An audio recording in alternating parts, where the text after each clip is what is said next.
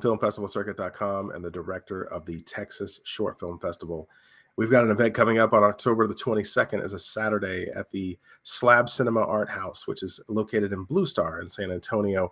We're looking forward to screening all kinds of films and videos that range from drama to horror to comedy, you name it, TV pilots, music videos.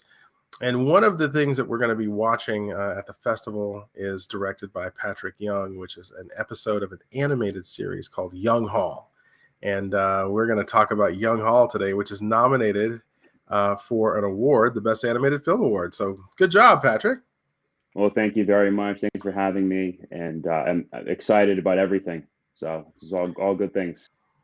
Good stuff. Well, you earned it. The judges are impressed. They're very impressed with your work. Not just the work you put into the animation, but, this is funny. You've got some great creative moments in here, all of which I will ruin if I give your synopsis. So I'm going to let you put the synopsis in your own words. Sure.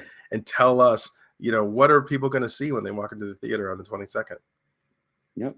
Yeah. So I guess the quick synopsis is my main characters, Rubio and Todd, they're roommates. One of them ends up with a sorority house's letters, and then a new enemy emerges, or a rival, I should say, emerges for the boys. So, and then, some shenanigans ensue. So.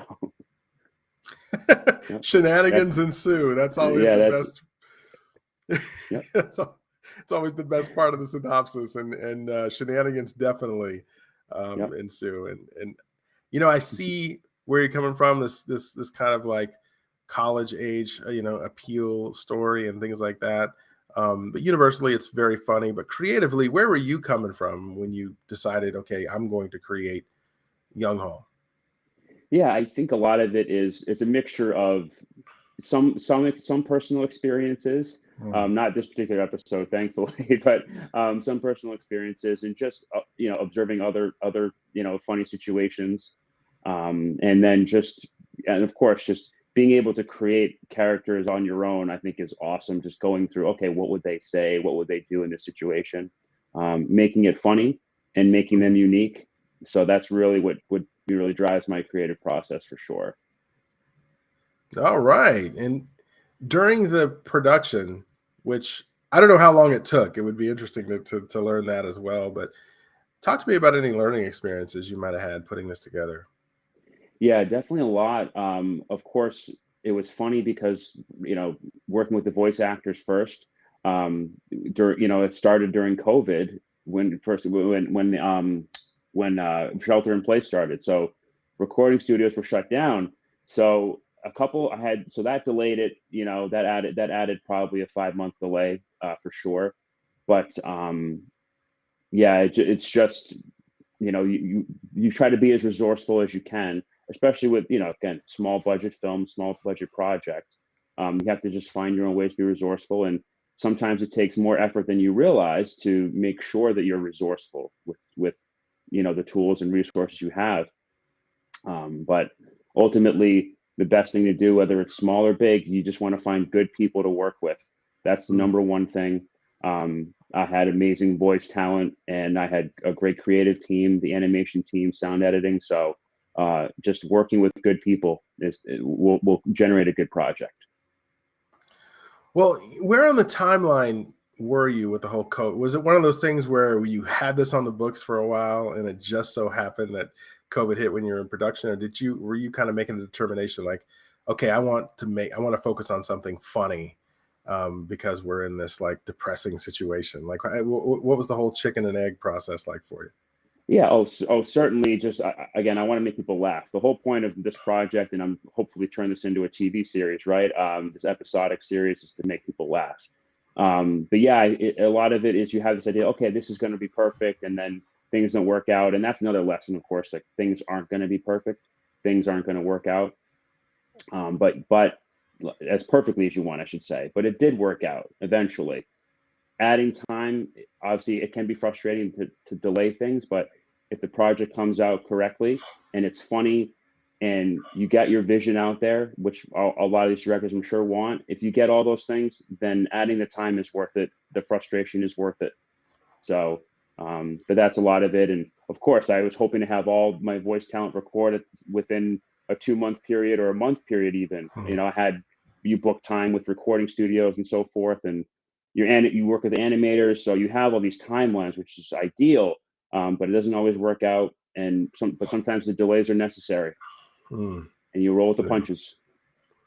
Roll with it. That's how you have Yep. to do it. And those were a lot of punches during that time. We moved our events out to drive-in theaters, and it was just Yeah. kind of it was a time where everybody was making adjustments. But you know, uh, it also gave people a lot of time to focus on their art. And we got some of the best animations and best screenplay, best visual effects out of the COVID era. So that was one positive, byproduct.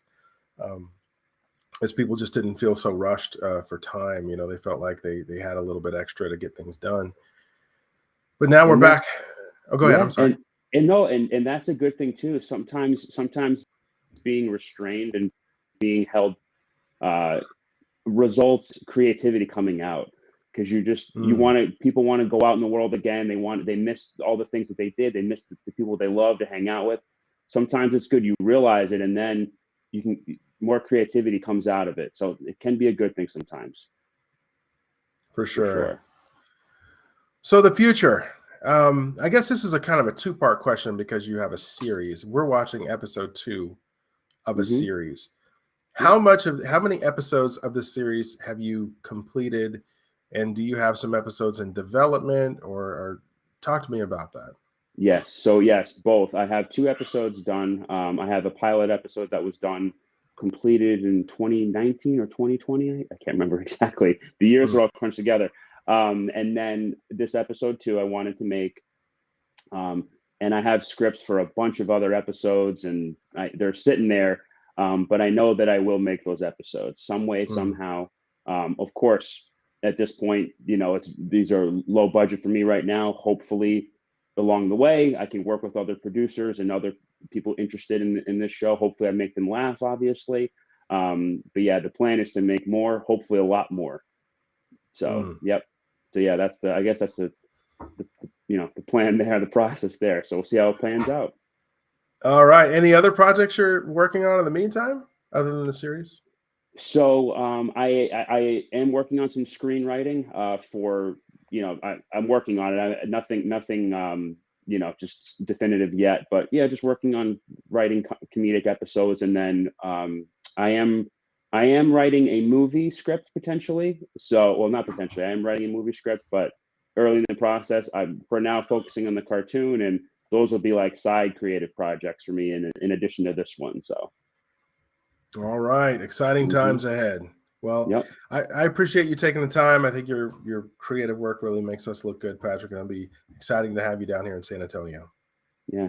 Well, I just want to say thank you to you, of course, the judges, and obviously, I'm excited to get down there to San Antonio to shake hands with everybody and see all the creative work, and just overall excited for this stuff. Not only just for me, but also for the cartoon as well. This is a big thing for the cartoon, so I appreciate it all. No worries. Thank you Yep. very much. Have a good one. All right. Thank you. Take care.